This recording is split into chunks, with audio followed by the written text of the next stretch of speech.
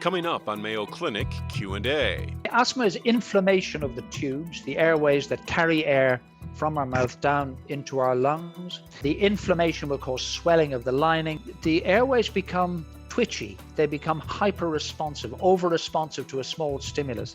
Asthma can make breathing difficult and trigger coughing, wheezing, and shortness of breath. For some people, asthma is a minor nuisance, but for others, asthma can interfere with daily activities and could lead to a life-threatening asthma attack. There is no cure, but asthma can be controlled. What you can prevent is the frequency and severity of attacks by the use of regular treatment. Welcome everyone to Mayo Clinic Q&A. I'm Dr. Helena Gazelka. Asthma is a condition in which the airways narrow and swell and may produce extra mucus.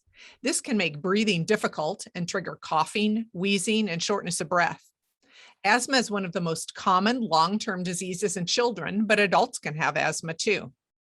For some people, asthma is nothing but a minor nuisance, and for others, it can be a major problem that interferes with daily activities and may lead to life-threatening asthma attacks.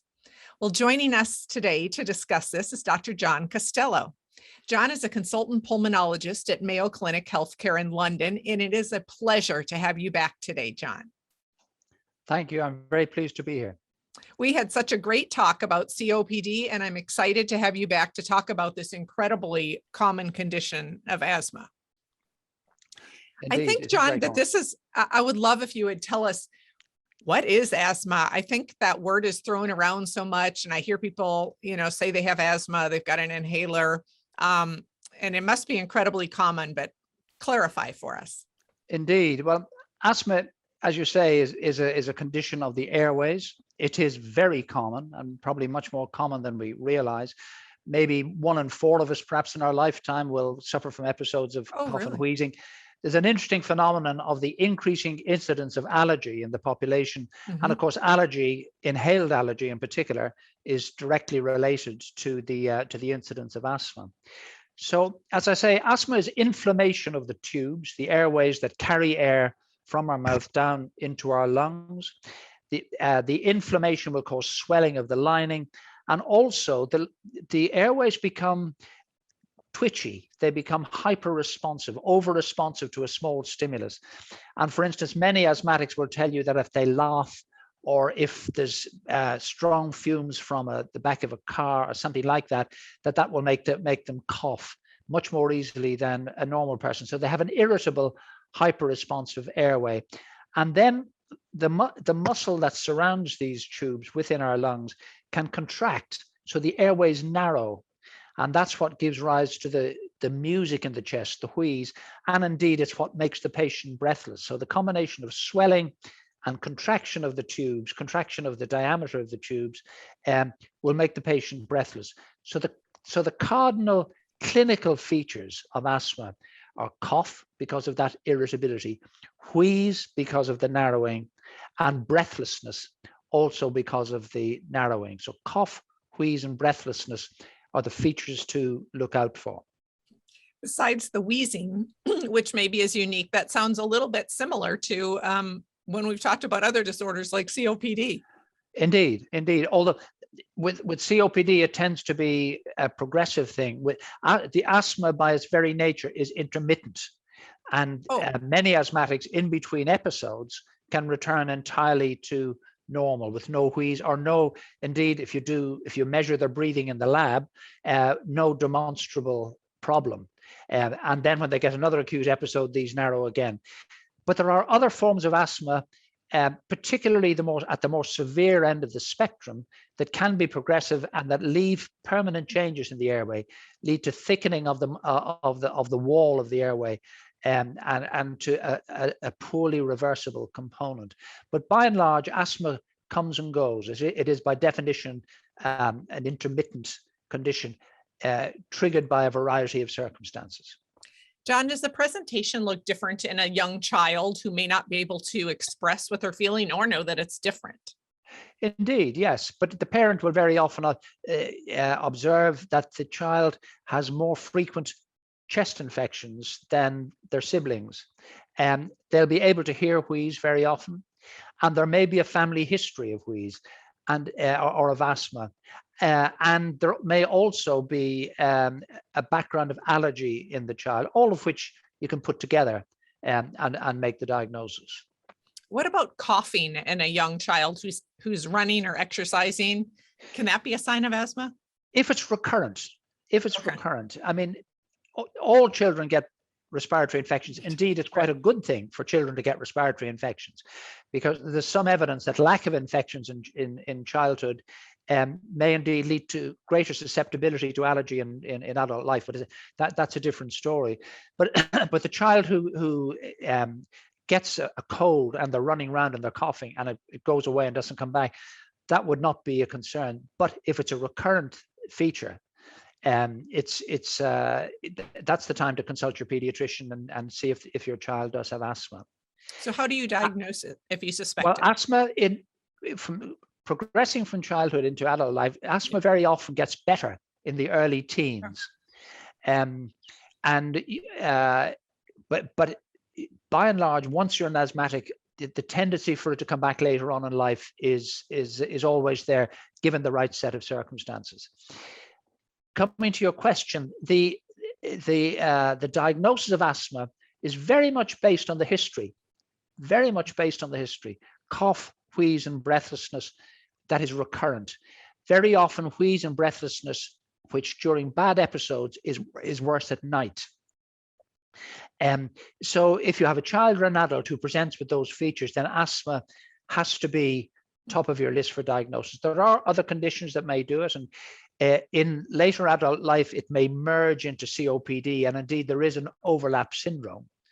But in the younger patient, and perhaps the non-smoking younger patient, those symptoms must make the clinician think about asthma as a diagnosis.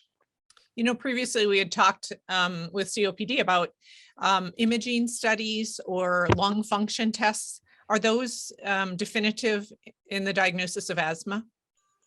It's an interesting question. Imaging is not particularly helpful, even for asthma.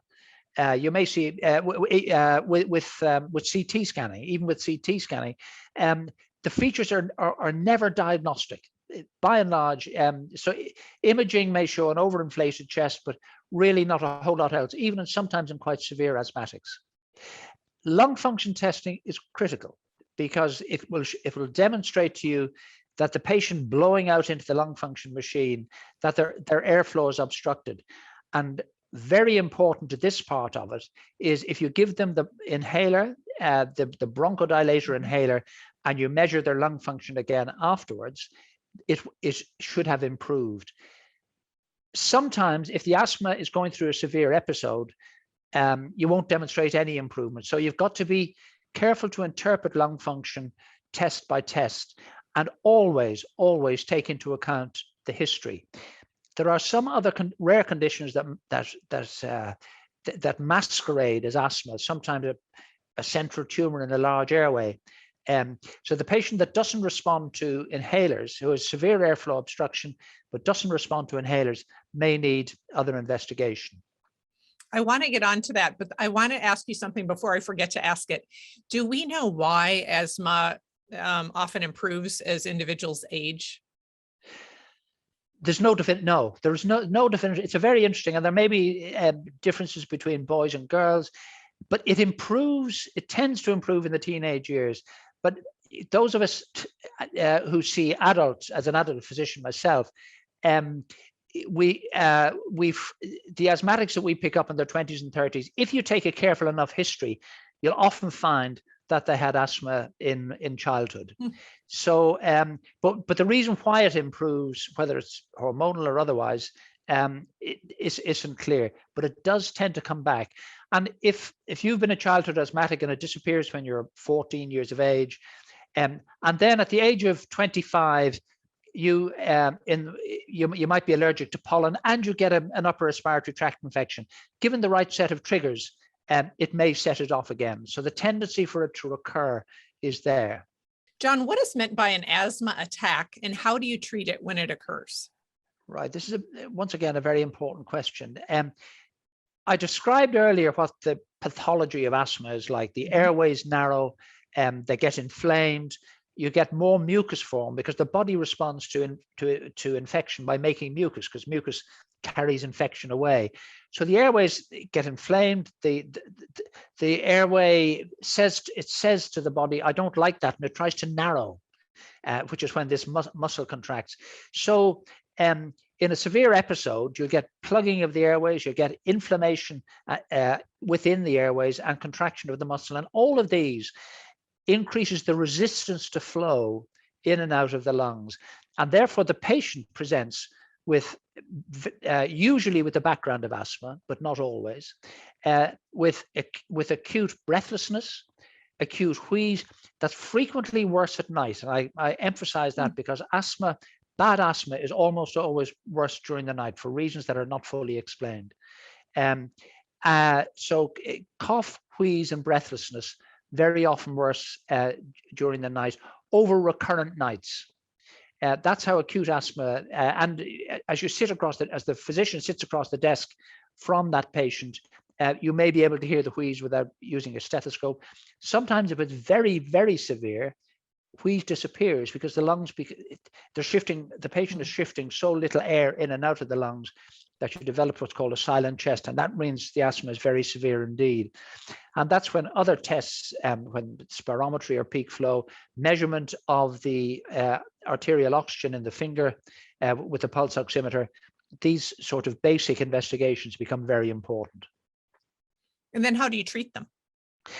Well, if you're firm in your diagnosis, both in adult and childhood, inhalation therapy is the way to begin.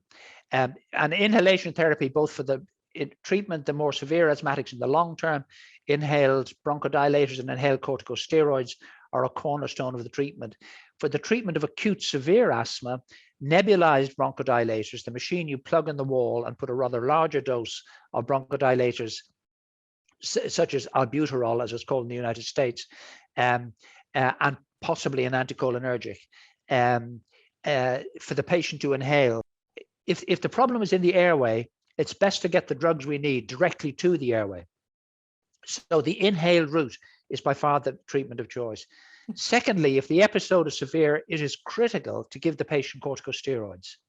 And they can be given orally or intravenously. Usually orally is sufficient. A dose of in the region of 40 to 60 milligrams of prednisolone a day over a period of days in decremental doses. So inhaled bronchodilators in larger doses, corticosteroids.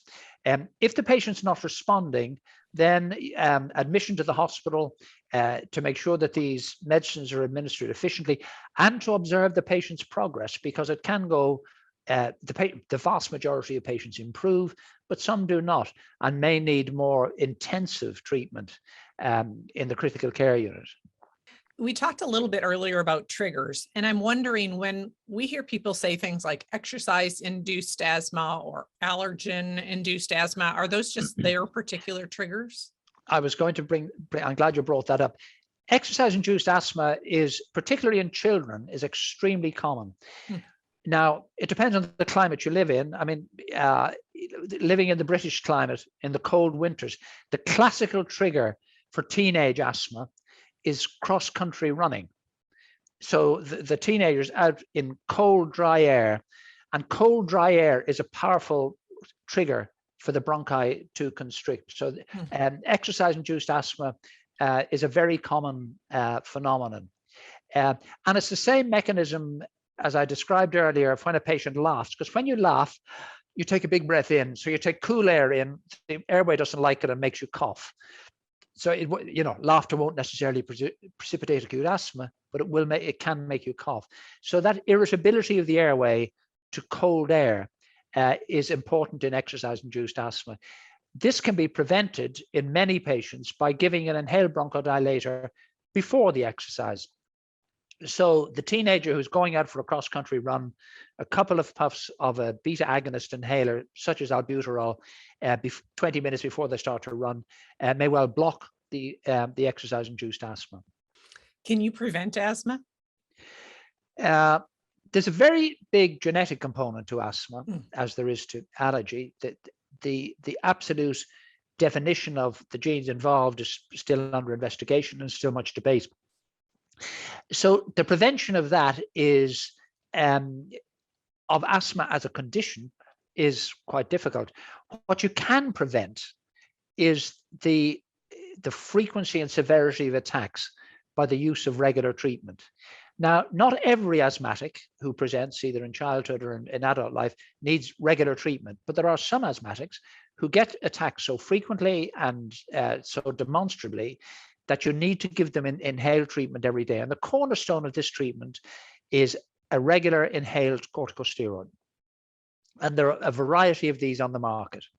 So a regular inhaled corticosteroid, and there are stepwise guidelines for introducing occasional inhaled bronchodilators. And then if that doesn't work, for introducing an inhaled corticosteroid. And if that doesn't work, you can introduce other oral drugs. And then they're highly specialized for severe, particularly allergic type asthmatics with monoclonal antibodies for more advanced disease that is not responding to conventional regular inhaled therapy. So that's the sort of stepwise progression of the treatment. And I know I have seen in children's charts, adults too, here they use like asthma action plans, and there's sort of like a stoplight, green Yes. light, yellow light, red light. Indeed. And all of the features I've described in terms of symptomatology, in terms of the progression of the condition, in terms of recognizing when the asthma is not in good control and when the asthma is out of control, all of those things. There's a lot of education. Asthma nurses play a huge part in developing the educational programs for these patients, both in children and in adults. Thank you so much, John. It's very interesting. Thank you very much for having me. Our Indeed. thanks to Dr. John Costello, pulmonologist and consultant physician at Mayo Clinic Healthcare in London, for being with us again today. I hope that you learned something. I know that I did, and we wish each of you a wonderful day. Mayo Clinic Q&A is a production of the Mayo Clinic News Network and is available wherever you get and subscribe to your favorite podcasts. To see a list of all Mayo Clinic podcasts, visit newsnetwork.mayoclinic.org. Then click on Podcasts. Thanks for listening, and be well. We hope you'll offer a review of this and other episodes when the option is available. Comments and questions can also be sent to Mayo Clinic News Network at mayo.edu.